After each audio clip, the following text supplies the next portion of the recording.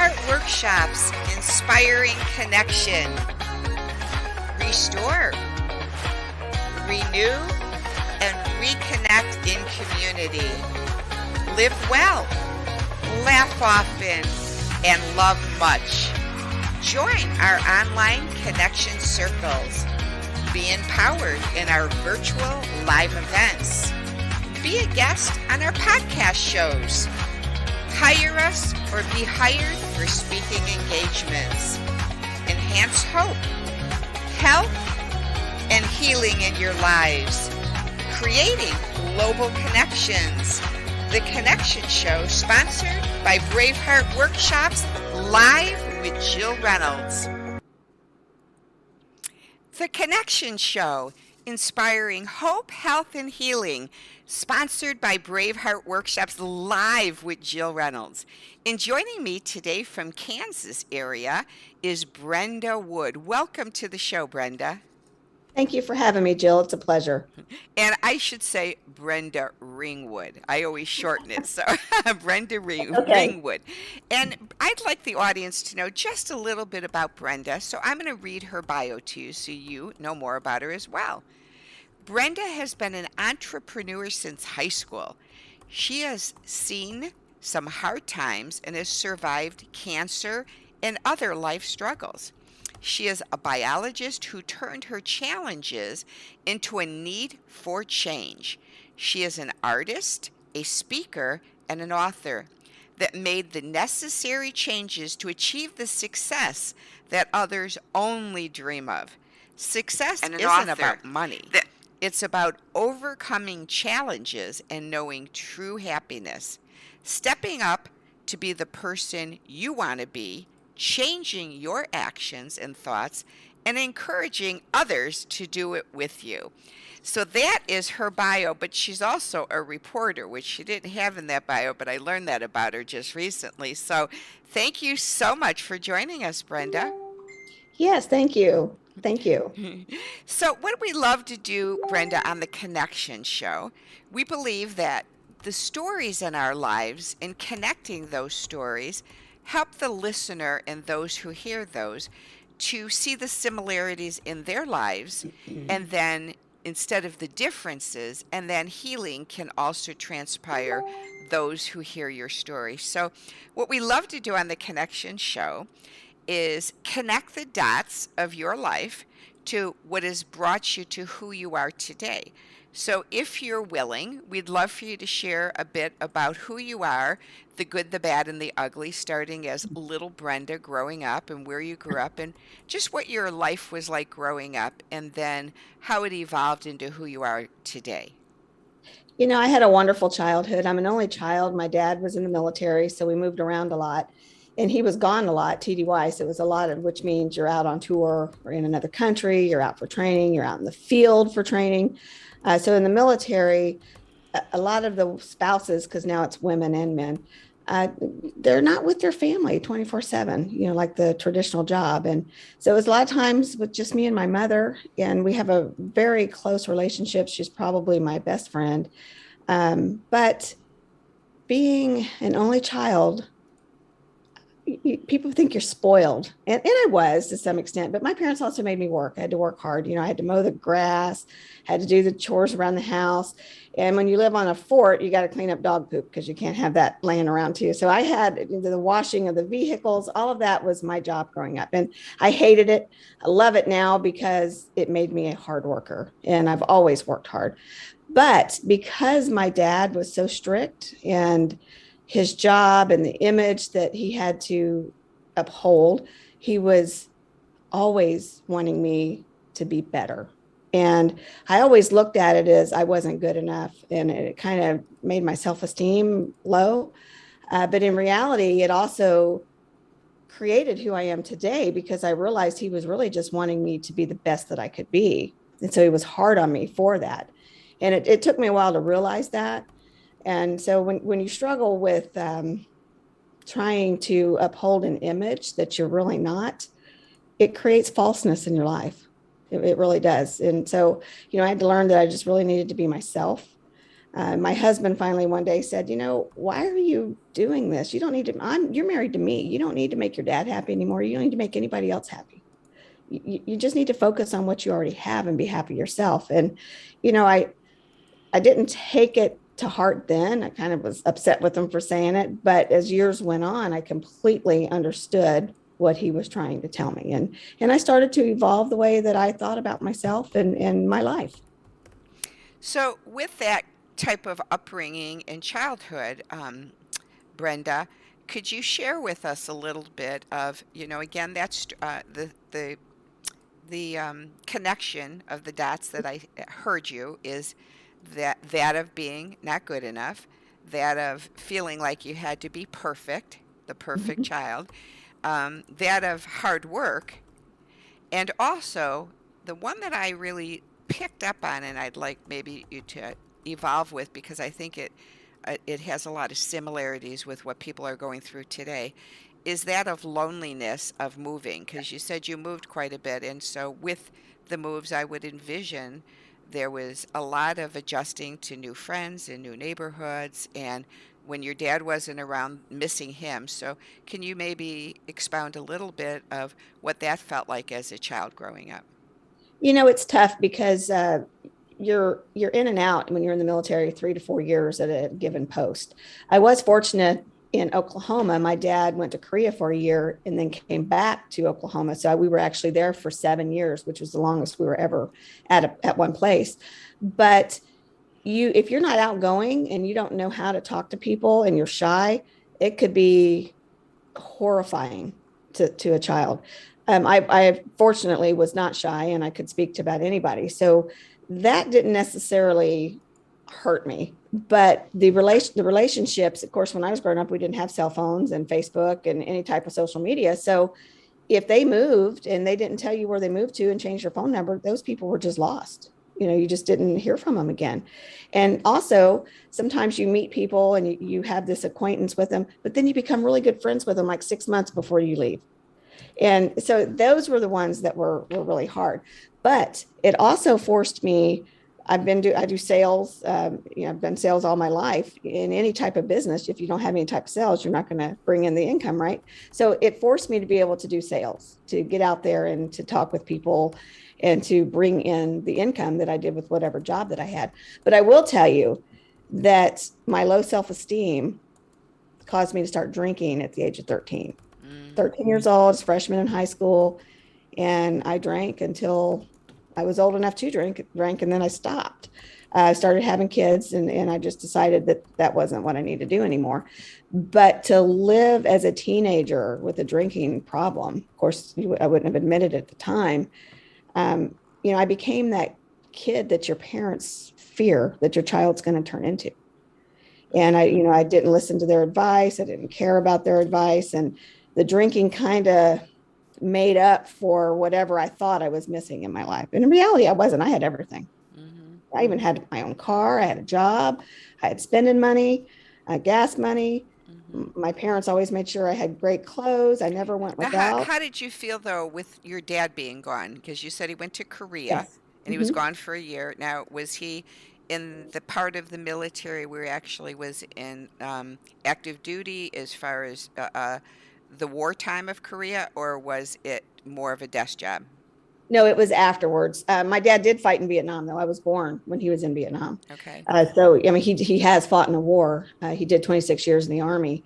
So, no, he just was overseas in whatever job that he had to do, and the family couldn't go with him. It was an unaccompanied tour, is what they called And it. as you said, we didn't have cell phones then and Right. computers per se. So it wasn't like you can just go and do a Zoom live and say, "Hi Dad, how you doing?" Right. So for that year, do you recall that year of your life? How old were you then when your dad went to I was Korea? I was in grade school, so Hmm. 9 years old, roughly around that. Yeah. So Um, so I have a granddaughter that age who is extraordinarily close to my son. And so with that, I know her well enough to know when she doesn't see daddy for a day or two, she's really missing him. So what was yeah, that like for you?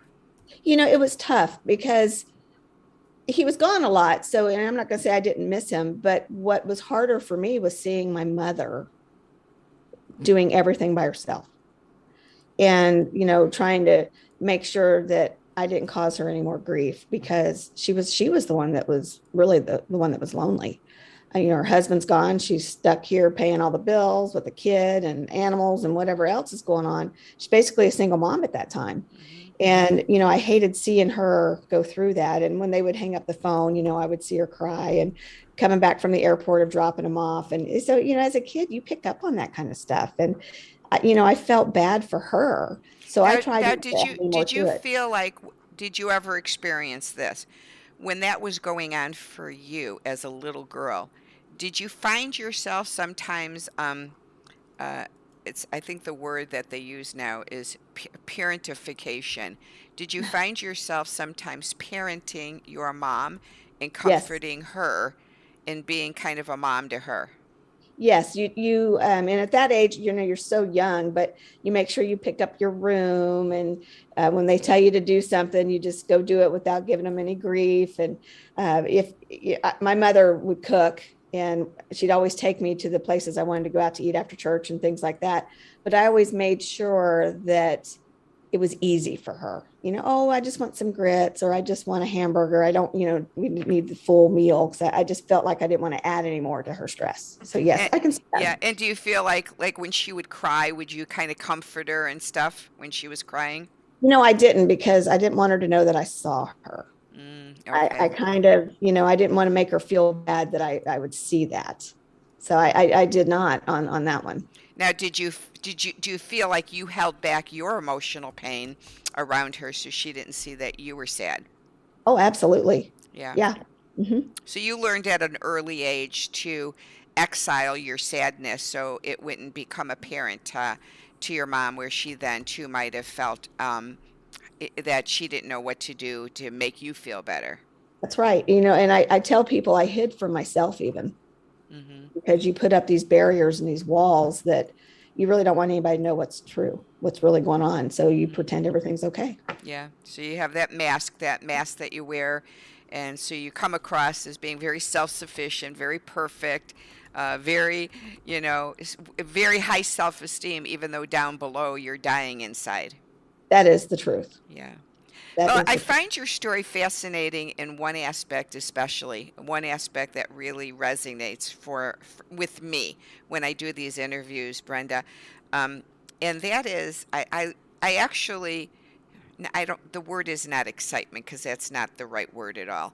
But I become extremely inquisitive when I interview, and the first sentence out of my guest is, I had a really good childhood. And I'm like, oh, this is going to be fun, because I'm going to take this down the path and just see, like, how great was your childhood? And so I hear that from people.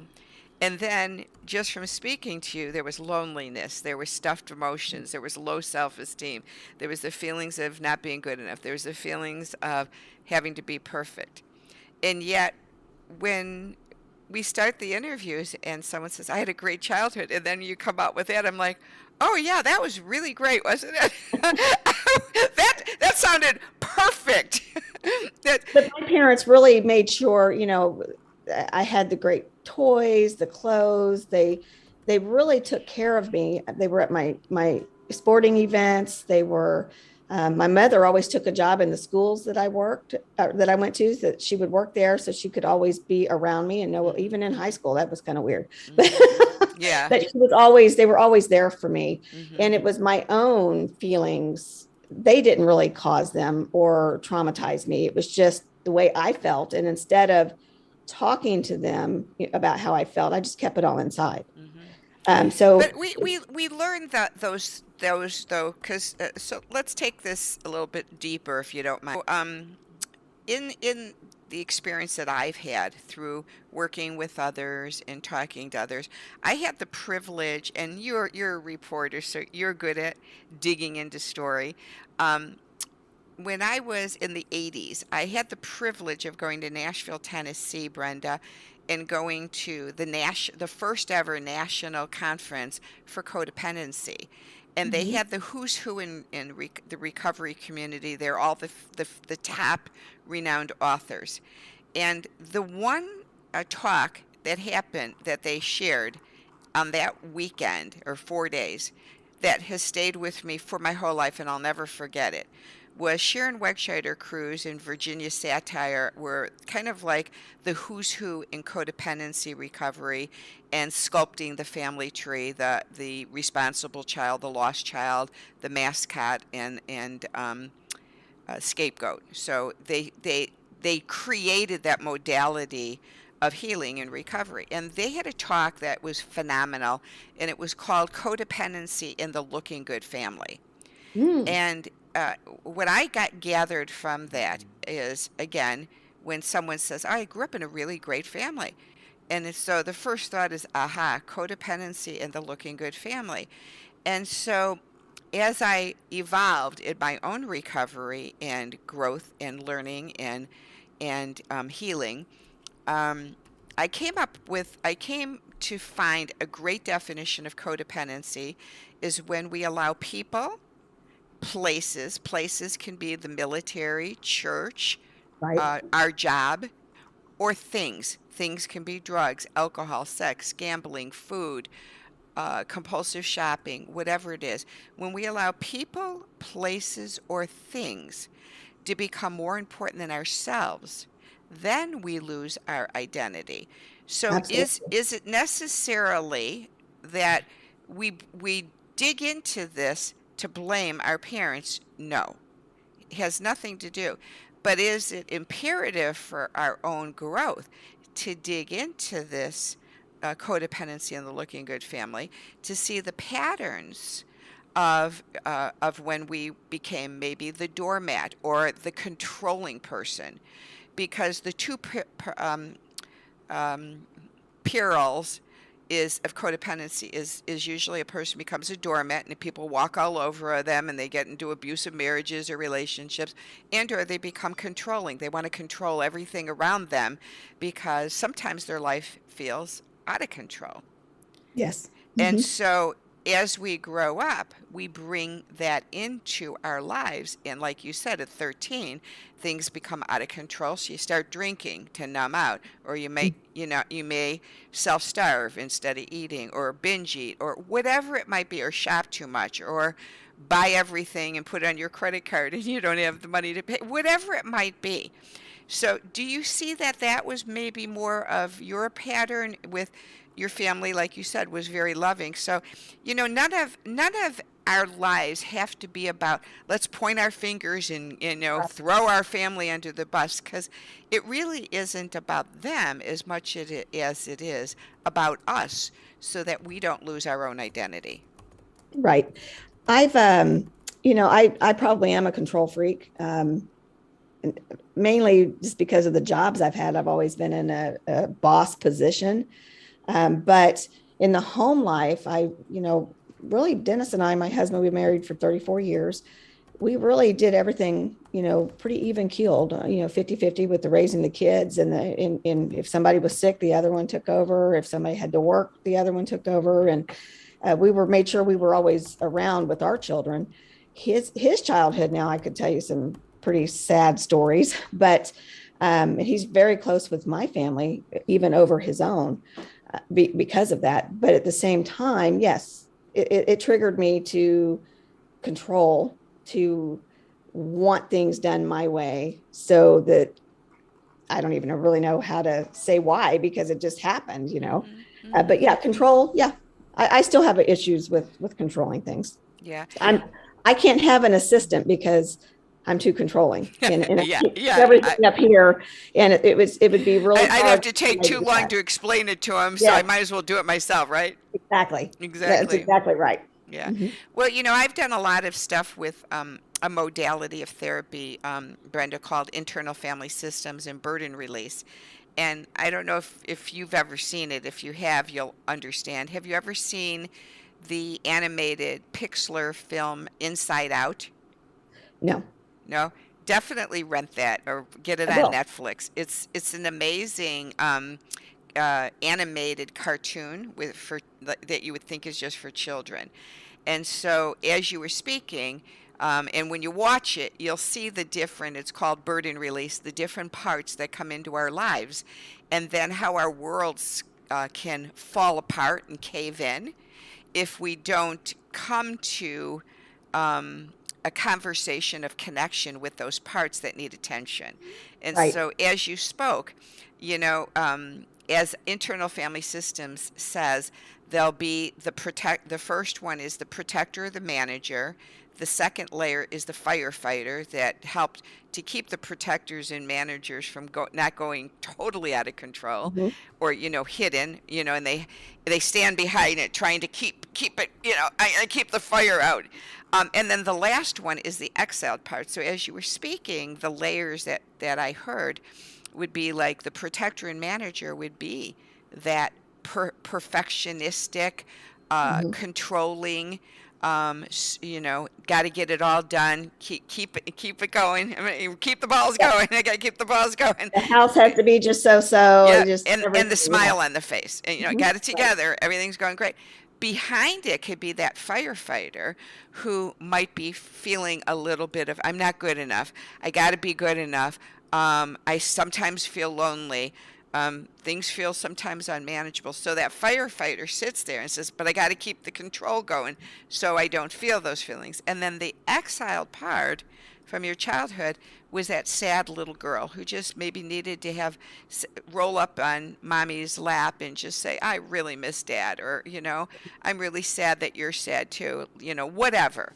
But those parts all need attention. And They so do. what we do many times in our lives is we push those parts away. And then when something happens, they scream at us. They're like, "Hey, I'm over here. Will you give me some attention?" And you're like, "Nope, don't have time for you." And so they get unattended. And so that's where sometimes in our lives, certain things will trigger us and we're like, why did I react so like crazy on that thing? It shouldn't have had that much energy. And it's because those parts just sometimes need our attention and love. Just like you being a great mom and your mom being and dad being a great parent, those parts of you need to be parented and loved. So Yeah. anyway, that's kind of like the burden release. So take us then. You went through high school and you said you had children and then stopped drinking and you met your husband, obviously. And then how did your life then manifest as a mom yourself and into your career field that you're in today? You know, what I do now is completely different than what I've done for the majority of my life. And I was in corporate America for years. I was self-employed, that living that American dream. Even had the picket fence around the front yard. Literally, And it it was wasn't. white, right? It had to No, be it wasn't white. white. It wasn't white. Always had decent homes. Decorated very well, nice cars, top of the line, and I. It was almost like I had to do this and had to do that in order to keep up the image. But at the same time, I hated my job because it was very labor intensive. And I'm not, and we own cleaning companies and real estate offices and um, very labor intensive because I had an open door policy where clients and employees would just call me all the time and I wasn't getting any rest. And then having 4 young children and a husband to boot, you just go through the motions is really what you're doing. You're going through the motions and you're not getting the sleep that you need because you've got little ones or your phone's always ringing or your mind won't shut down. And, one thing leads to another and you start doing other things to compensate for that. And you just grow and grow and grow more miserable. And now it's too late. I've got too much money involved and I've got several family members working for me. I can't let them down. I've got clients that now have become friends and I can't let them down either. Heaven forbid I should have to fire somebody. And I mean, not that I You had a can't let the problem. kids down, so you've got to Right. make sure you bounce the balls around their Yeah. activities and make sure you're at the PTA and all the things. And so you're bouncing all these balls. And so is this what brought on the stress of your body that led to cancer, do you believe? Or, Yes, I don't know about the cancer part, but I actually got sick early on in my 20s. I contracted meningitis, spinal meningitis, and mm, mine was viral. Thank goodness it wasn't bacterial, but I did spend 3 weeks in the hospital. It was right after my third child. And then, I had issues having that child, and she was only 8 months old when I was diagnosed with this. And, it started on a path of many surgeries after that, because my fever had gotten so high that my kidneys shut down, and Mm. I just had to have so many repairs done that for the next 10 years, I was in and out of having hospital surgeries, procedures, medication, and then came weight gain and everything that goes along with that, on top of getting pregnant again. And then I Mm. had kidney stones during that pregnancy, had to have surgeries again. It was just a 10-year battle of, I didn't take care of myself. I mean, bottom line is I was burning the candle at both ends, and the things that I thought were important really weren't. And the thing that was suffering was my health. I do think that the cancer might have been from a lot of the chemicals and stuff we used at work, and no rest and whatever. But who really knows why you Well, get and cancer? then, too, all that imaging you probably had to have when you Yeah. were sick, Yes. just all of that combined and the stress on your body. And also, I think too, when you're a busy person and busyness becomes your codependency, that becomes your Oh, burden. definitely. Um, And i- and and I what like to be what busy. and what comes natural from that, especially with 4 kids, you're running around, is you're not sitting down and preparing that really great meals. Even though you want to keep your kids nutritionally fed, who's got the time to do that when you got 4 kids and you're answering a million calls? So it's like, and not necessarily McDonald's every night, but it's not like who's got time to make this wonderful organic vegetables and fruits. It's like, whatever I can throw on the table, that's what we're eating tonight. We did cook quite a bit homemade. Me and my husband both cook. Hmm. So they did get a lot of that, but they also got a lot of fast food. I mean, it is what it is, Yeah. especially when you've got basketball and wrestling and But more so volleyball your and body softball. when we were talking about the Yes, cancer, more for you, for your body. yes. Well, I find that fascinating, and thanks for being vulnerable and sharing that, because again, going back to this burden release in the Christian arena, you might, if for those who are Christian and have read the Bible, the Bible talks about that there'll be 4 generations of sin passed down from their forefathers. And so, even if we're raised in the looking good family and had these loving parents, um, there's always going to be generational sin. And so, as I hear you and you speak, and where you may be your issues, in your life, again with dad being gone, moving, and that loneliness that sets in, and then here now you have children, and so the burden of that loneliness kind of passes to the 4 kids, and that fear and that sadness when mommy's in the hospital, in and out sick. So maybe address that. What did your children go through, and your husband, of being fearful when you'd get sick or you wouldn't be home, and they then maybe took on that same type of burden as you. Your exhale part was sadness. Maybe their exhale part might be extreme fear. Is mommy going to die? Is she going to be okay? And little kids going through that and maybe sometimes not being able to verbalize it. Did you start to notice any of that when your health was strong enough to be able to see that with the kids and your husband?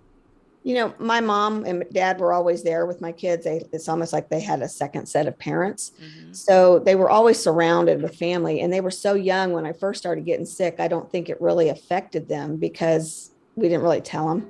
I just, when I wasn't there, I wasn't there. Maybe I was at work, I was gone a lot anyways.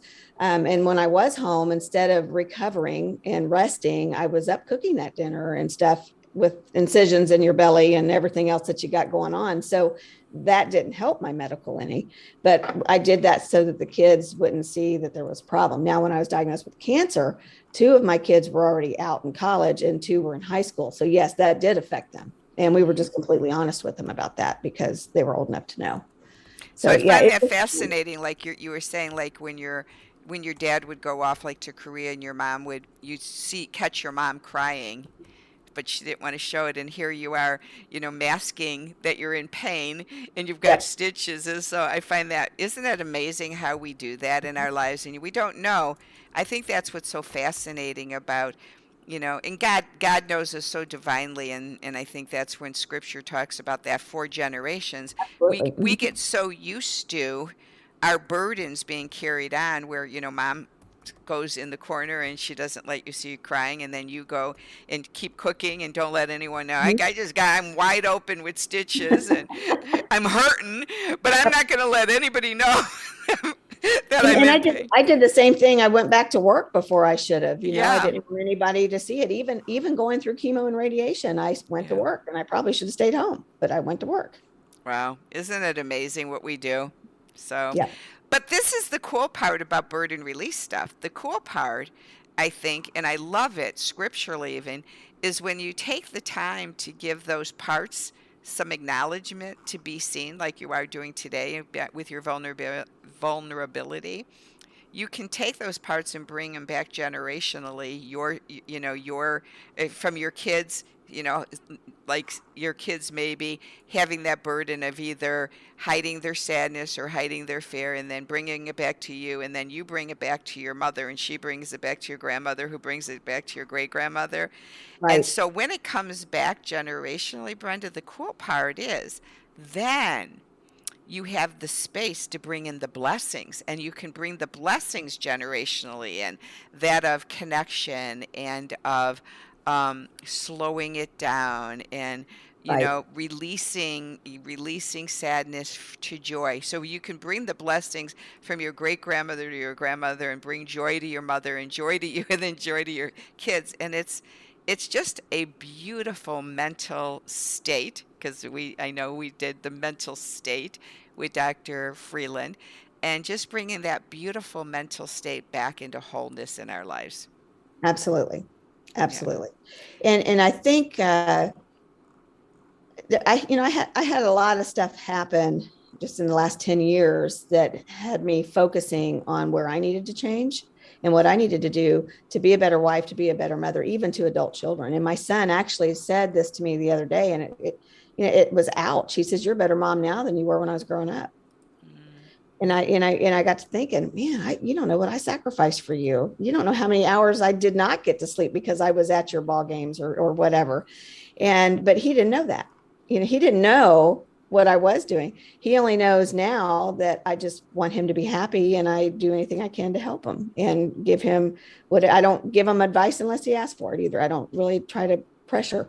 And so when he said that to me, I thought, you know what, you should be proud of yourself, because you should always be better every day. So if you're a better mom now than you were then, and not because he was being mistreated or anything like that, it means that you are still growing and you're still changing and you're still evolving, and yet now you're even better at it. So, and I thanked him for being honest with me about it. Hmm. And then just imagine, are you a grandma yet?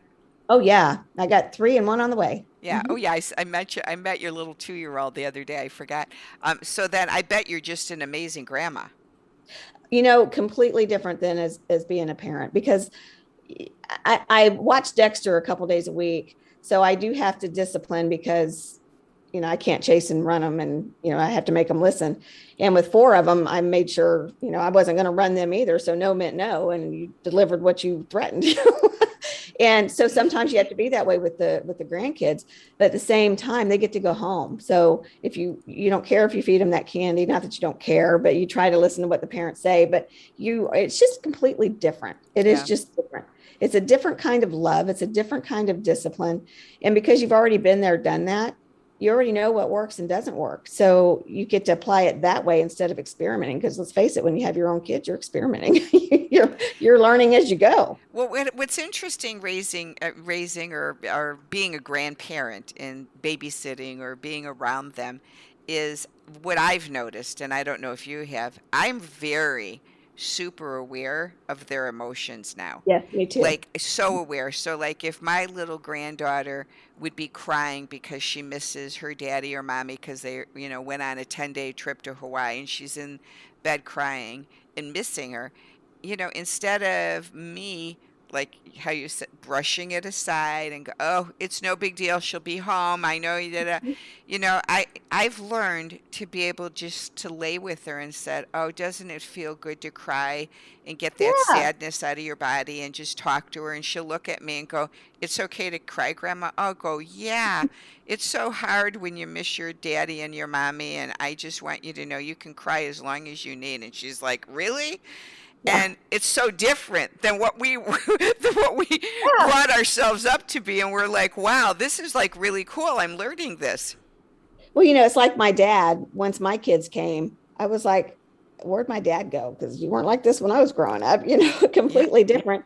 And even my kids have even seen the change, even how he is with his great grandchildren. Wow, grandpa's really changed. He's mellowed out a little bit. And I'm thinking he was mellow when you were a kid. What are you talking about? He wasn't like that when I was a kid. And, Yeah. when my kids were growing up, they'd fall and get hurt. No, I don't see any blood. You're all right. Suck it up. Move on. Now it's, oh, come here. Let me see. Yeah. It's Yeah. just a completely different attitude. Yeah, Mhm. it's cool. So now it just kind of in closing here, tell us a little bit now about, where you're at with your health and with your new career path that you're on and how you became a reporter. I'd like to know, how did you become a reporter? Well, when I went through chemo and radiation, it just destroyed my immune system. Mhm. And I also didn't know if I was going to live or die. And this is the part most people don't. I mean, I'm very open and honest about it, but my decisions in trying to find a partner or to sell the company or to do whatever I needed to do in case of death with cancer, it caused me to make some really bad decisions. It caused me to partnership with people who are unequally yoked. The Bible says don't do that, and I did it, and it landed me in jail for 4 years. Oh my goodness. And you know For what? for I what told reason? Like money, the it money. was it was all white collar, and some of it, some I don't blame anybody else, because a lot of it was my own fault. I knew some things, and I kept my mouth shut, and I shouldn't have. I should have, said, hey, this is what's going on. But I could get into, that's a whole different show. The bottom line is, I don't ever want to go back, but I'm really glad I went, because I was a believer at a young age. I was in church with my mom. My dad was not.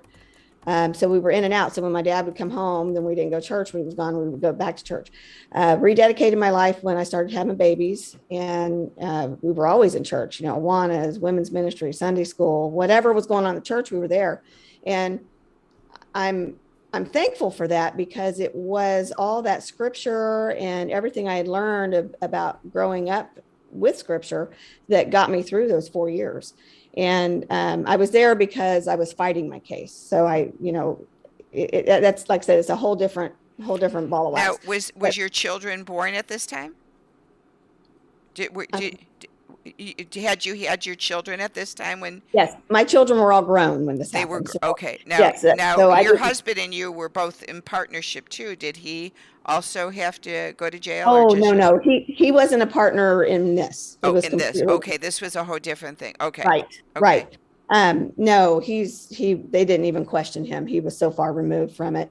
And the reality of it was, it wasn't even about the crimes that were committed or my family. It was about my relationship with Christ. I was not living like I should. Bottom line, Hmm. he had given me sign after sign after sign. He had given me ways out, and I just refused to take it. I was being stubborn. My heart had hardened. It was full of hate. And the only way that he was going to get my attention was to remove me from that situation. And he did.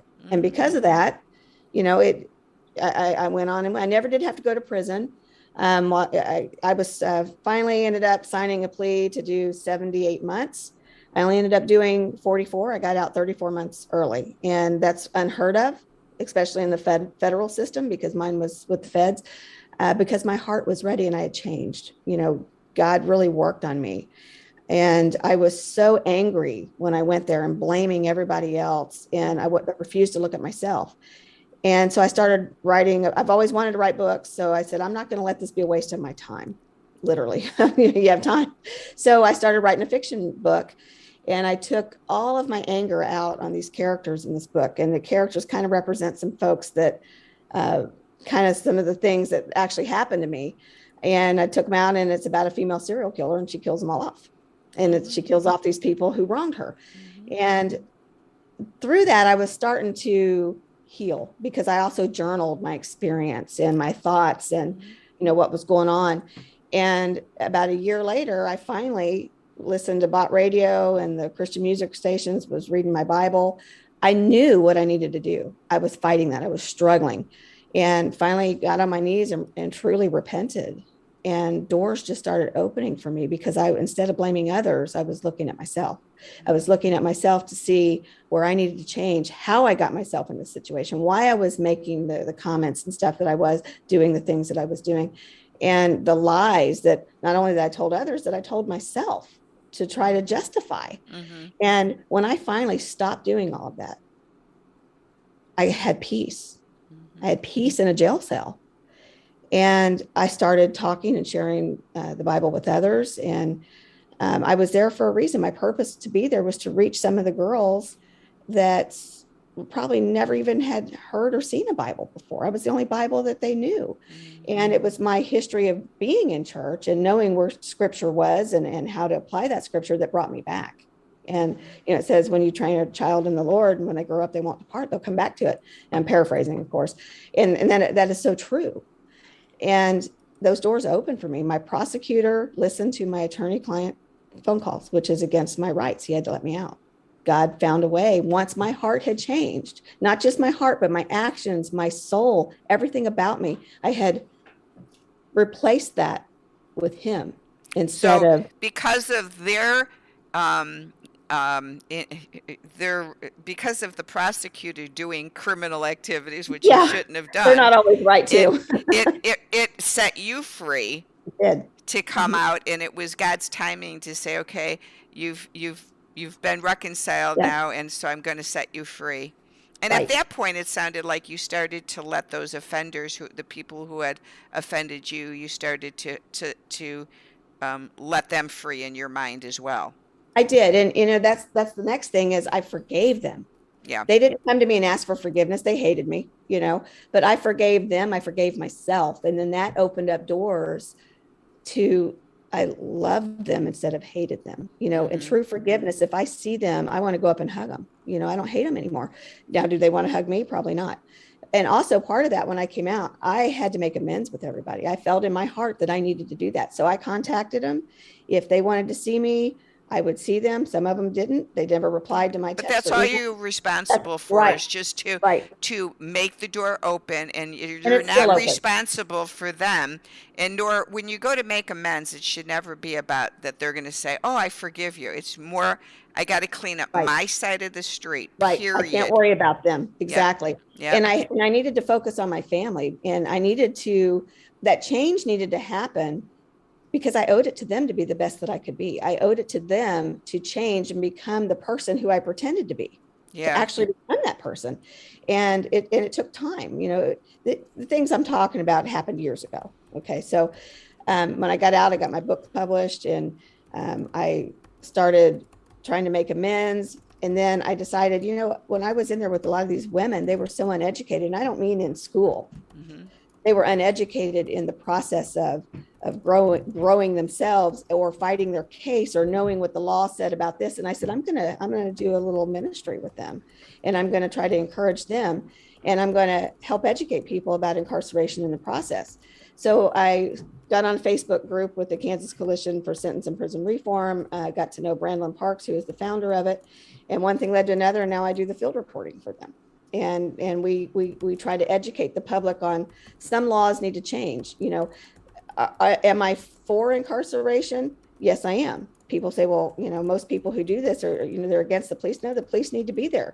People commit crimes, and there needs to be prisons in place. There's people that never need to come out, but there's also people that can change, people that want to change. And those. So now, do you work for like a TV station to do reporting, or radio? No. Just by myself with them. I do volunteer work. And so if there's something that somebody's not being treated right, or, so whatever. You'll go and interview him and dig into the story, and then report what your findings are. Right. And then I also do my own on that I do host shows where I talk about incarceration, and I don't interview the ones that are in and out because they haven't had a changed life.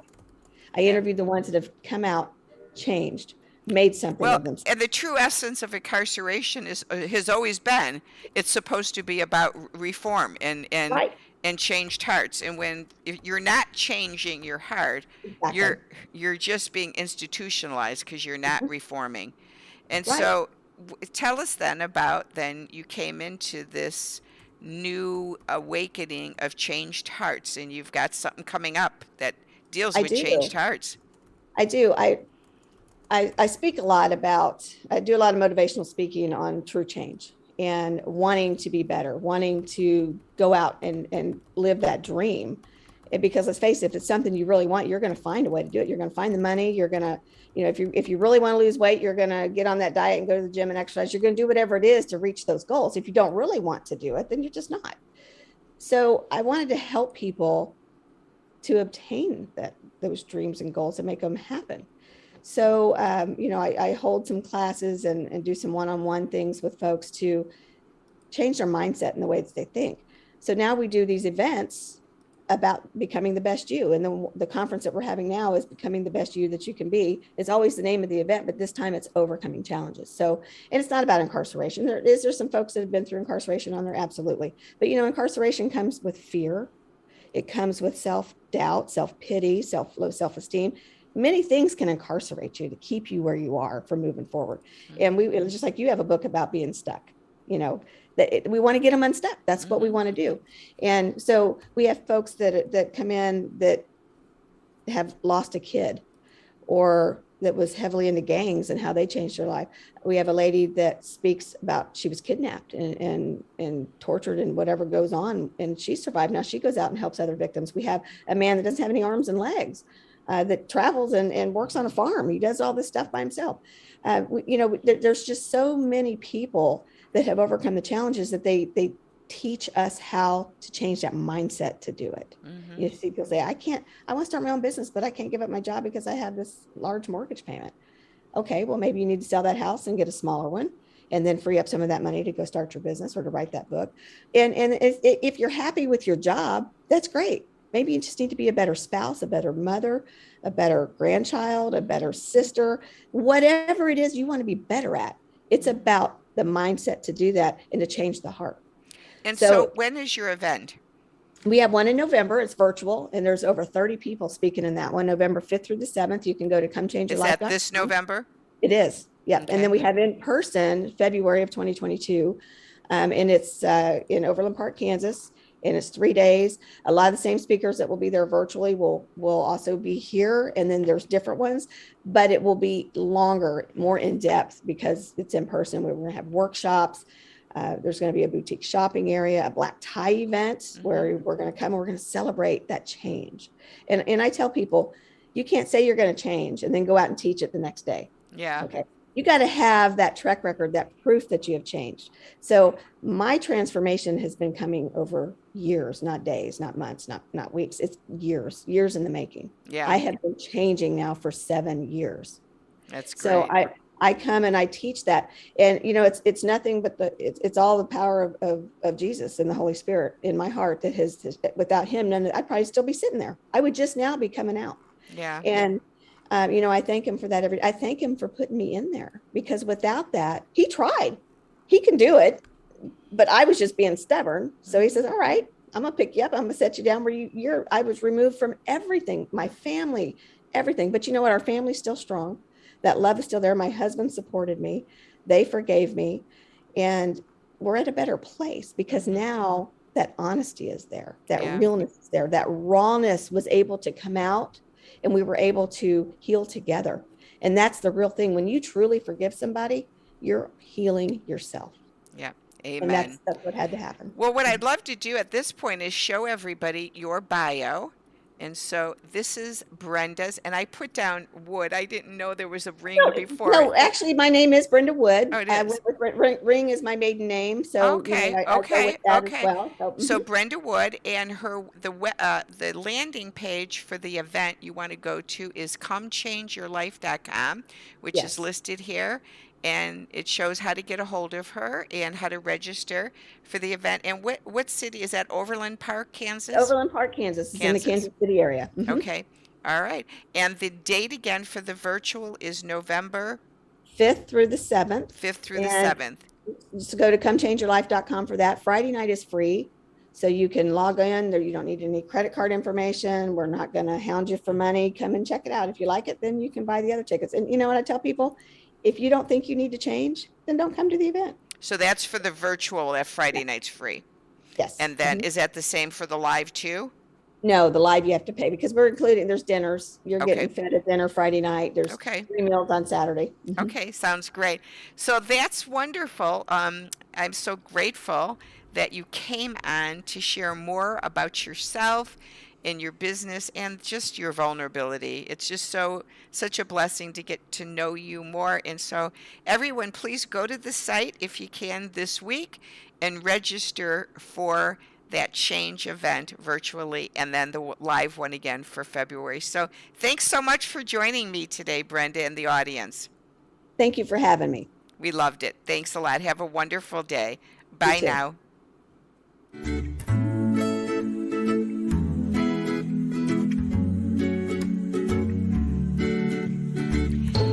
Thanks for joining us on The Connection Show.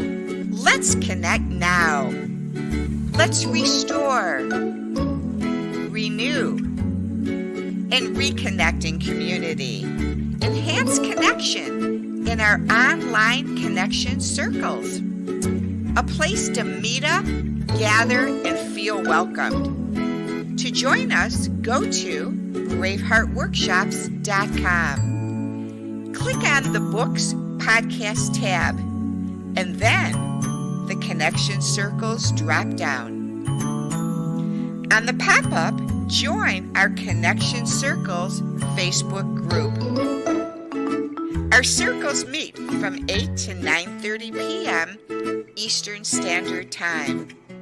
Share story, topics, and laughter with men and women.